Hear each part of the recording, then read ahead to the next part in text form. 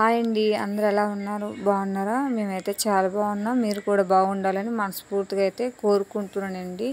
Video last వరకు చూడడానికి try చేయండి. వీడియో నచ్చితే తప్పకుండా లైక్ చేయడం మాత్రం మర్చిపోకండి. ఎందుకంటే మీరు ఇచ్చే ఓ చిన్న లైక్ నాకు చాలా యూజ్ అవుతుందండి. అలాగే ఈ వీడియో మరో 10 మందికి అయితే వెళ్తుంది.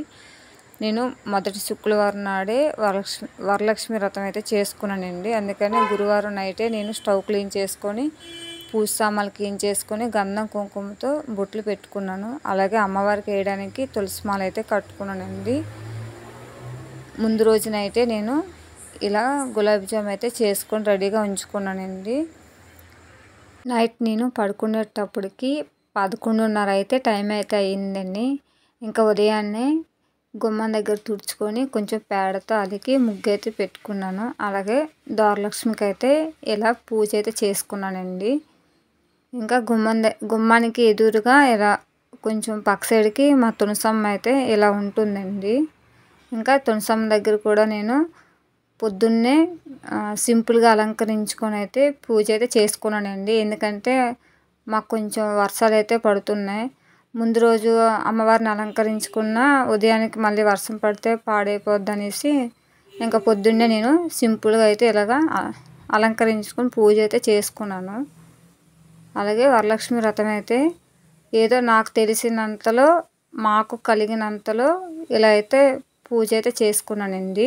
ఇంకా అమ్మవారికి నేను దీపం, ధూపం, నైవేద్యం అయితే పెట్టానండి. అలాగే అమ్మవారికి చీర, జాకెట్టు, తాంబూలంగా అయితే ఇలాగ పెట్టానండి. ఇంకా అమ్మవారికి నైవేద్యంగా బూరెలు, గారెలు, పులిహోర, పరమన్న, ముందు రోజు ఉండిన గులాబీ జాములు అయితే చేసి పెట్టానండి. ఇంకా అంతవరకు అయితే నాకు మొదటి వారం కంప్లీట్ అయ్యిందండి. ఇది 2వ వారం పూజ అండి. 2వ వారం పూజ నేను ఇలా చేసుకున్నాను. కొన్ని కారణాల వల్ల నేను మొదటి వారమే వరలక్ష్మి వ్రతం అయితే చేసుకున్నానండి.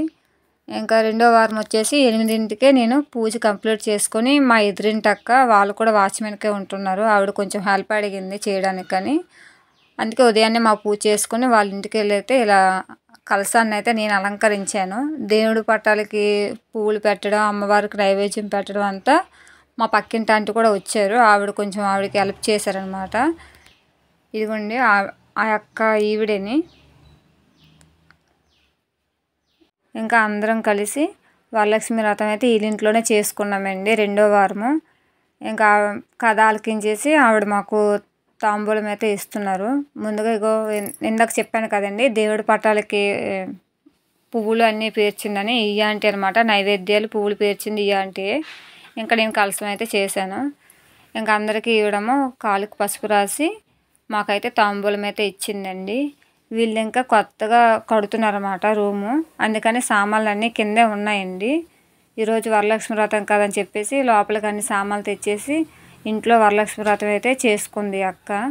ఇంకా వీళ్ళింట్లో నేను తాంబూలం తీసుకొని మా వానర్స్ వాళ్ళు కూడా పిలిచారండి. తాంబూలం తీసుకోవడానికి రమ్మన్నారు. ఇంకా అందరింటికి వెళ్ళి తాంబూలం అయితే తీసుకొని వచ్చానండి.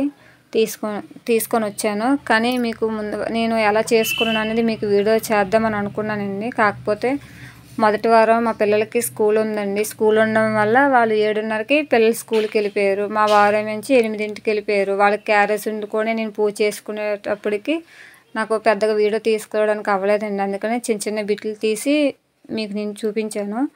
ఇది నేను పైన తాంబూలం తీసుకుని వచ్చిన తర్వాత మన ఛానల్కి 5,000 మంది అయితే సబ్స్క్రైబర్స్ అయితే అయ్యారండి. మొదటి వారం నైట్ 12ంటికి అయ్యింది నాకు అనమాట.